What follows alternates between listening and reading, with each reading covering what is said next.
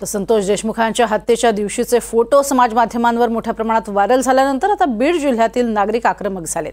रात्रीपासूनच बीड बंदची हाक देणारी पोस्ट सोशल मीडियावरती मोठ्या प्रमाणात व्हायरल झाली आहे। मात्र अद्याप कोणताही पक्ष किंवा संघटनेकडनं अधिकृत भूमिका मांडलेली दिसत नाहीये।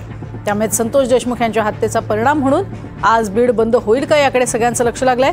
दरम्यान आज मराठा आंदोलक मनोज जरांगे पाटील हे देखील मसाजोगमध्ये दाखल होणार आहेत। ते देशमुख कुटुंबाला धीर देणार आहेत। स्वतः जरांगे पाटील यांची तब्येत खरं तर चांगली नाहीये, बरी नाहीये, मात्र तरीही ते बीडमध्ये जाणार आहेत। मसाजोगमध्ये जाऊन देशमुख कुटुंबियांना ते धीर देणार आहेत। अधिक माहिती घेऊया, स्वानंद पाटील आमचे प्रतिनिधी आपल्या सोबत आहेत। स्वानंद, एकीकडे संपूर्ण बीड बंदची हाक देण्यात येते, ही बीड बंदची हाक उत्स्फूर्त पद्धतीने समोर येताना पाहायला मिळते की नेमकं यामागे कुठल्या पक्षाचा किंवा कुठल्या संघटनेचा पाठिंबा आहे, काही कळू शकले? काल संतोष देशमुख यांच्या हत्येचे फोटो व्हायरल झाल्यानंतर सोशल मीडियावर पोस्ट फिरत आहे की बीड जिल्हा बंदची हाक घेण्यात आलेली आहे। मात्र याबाबतचा अधिकृत दुजोरा कुठल्याही पक्ष किंवा संघटनेकडून घेण्यात आलेला नाहीये। आणि बघितलं गेलं तर आज जे मनोज जरांगे पाटील आहेत हे मस्काजोगमध्ये पोहोचत आहेत आणि ते देशमुख कुटुंबाला धीर देखील देणार आहेत।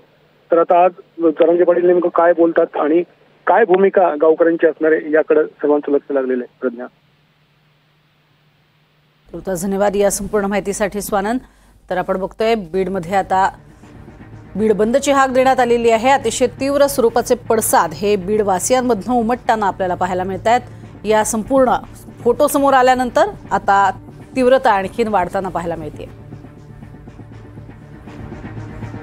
एकीकडे आपण बघतोय देशमुखांची हत्या झाल्यानंतर जे फोटो समोर आलेले आहेत त्या फोटो पाहिल्यानंतर कोणीही सर्वसामान्य माणूस अक्षरशः हतबल होईल अशा स्वरूपाचे हे फोटो आहेत। अमानुषतेचा कहर गाठला गेलेला होता आणि त्यामुळेच प्रचंड तीव्र असा असंतोष पाहायला मिळतोय।